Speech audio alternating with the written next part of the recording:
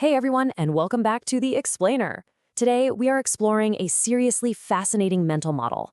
If you've ever looked at the bureaucracies, the laws, or just the institutions around you and felt this nagging sense that things just aren't working the way they should be, well, you are definitely not alone. We're going to unpack a framework by A.M.Ardalan, and it literally gives us a completely new lens to evaluate the systems that shape our daily lives. All right, so let's dive right into this. The big question we're starting with today is, what actually makes a legal system good? And I don't mean good in some philosophical, pie-in-the-sky, utopian kind of way. I mean functionally good.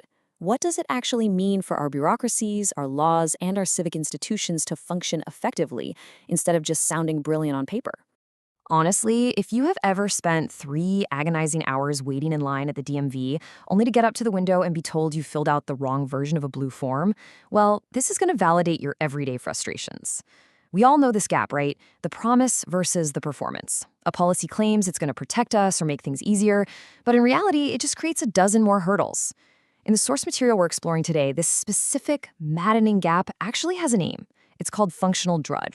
So here is our roadmap for today's explainer. First, we'll look at the trap of Druj. Second, Asha, the ancient order. Third, criterion 1, predictability. Fourth, criterion 2, viability. Fifth, criterion 3, synergy. And finally, number 6, a theory of enough. Let's get into it. Starting with section 1, the trap of Druj. What's really interesting here is that we're borrowing an ancient Zoroastrian term to describe a very modern problem. Druj originally meant falsehood, deceit, or disorder, but functionally, it perfectly captures that chaotic feeling we get when a legal order just decays into total dysfunction. Think about it. When you have a system whose intentions are completely betrayed by its actual practices, where order basically falls into disorder, you have located a site of Druj. Which brings us to section 2, Asha, the ancient order. Now, Asha is another ancient concept from the Avesta, which are the Zoroastrian sacred texts. It represents cosmic order, truth, and right function. But we aren't just talking about some abstract moral idea here. The author argues that Asha is actually a structural blueprint for how things should work. It's this living principle of order, the idea that the universe, and by extension our institutions within it, absolutely shouldn't be arbitrary or chaotic. And here's where it clicks. This framework builds what the author calls the Ashic bridge, bringing that ancient philosophy right into the modern world. It takes 3 cosmic dimensions of Asha and maps them directly to modern institutional criteria. So the order of nature, the idea that the sun will rise and seasons will change predictably, that translates to predictability.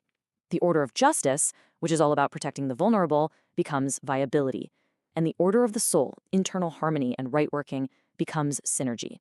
Together, these form a super practical diagnostic tool for any society. All right, moving on to section 3.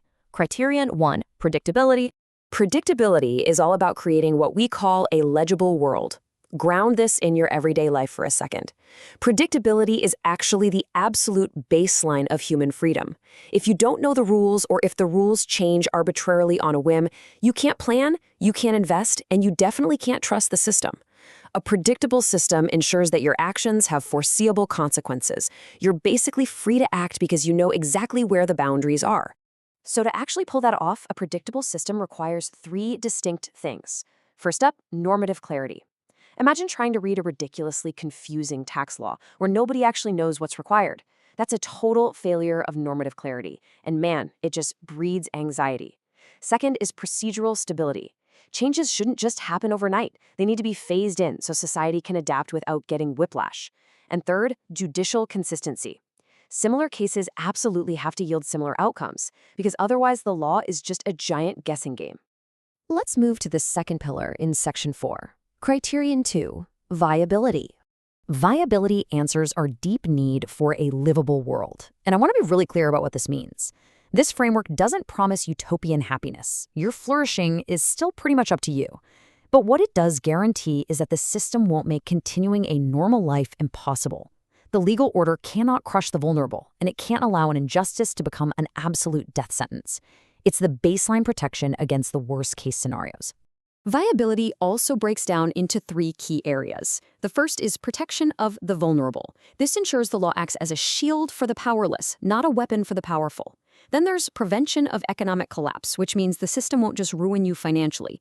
Imagine a mundane legal dispute over, say, a property line that ends up being so incredibly costly it bankrupts a normal family.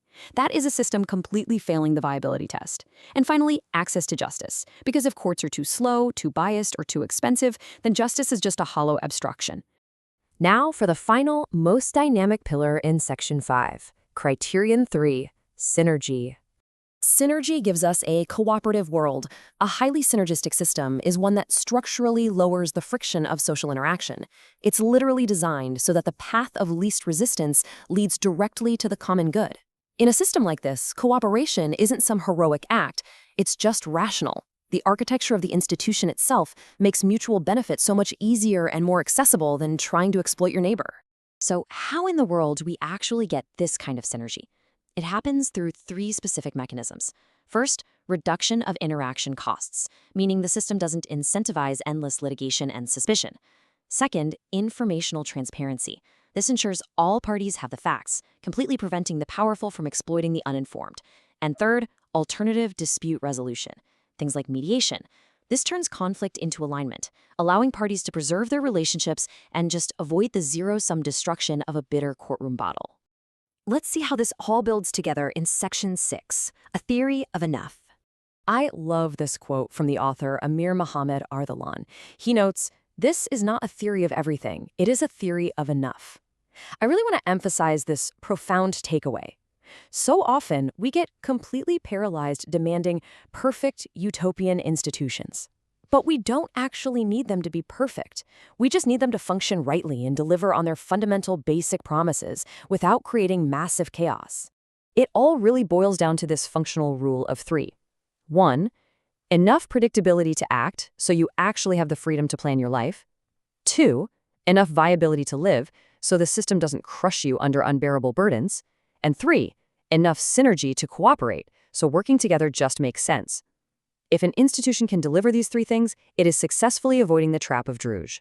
So, I want to leave you with this provocative question as a new lens to evaluate the bureaucracies, the laws, and the institutions in your own daily life.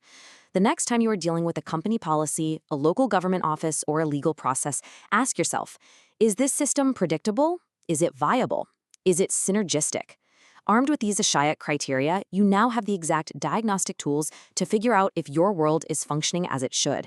Thanks so much for learning with me on this explainer, and I will see you next time.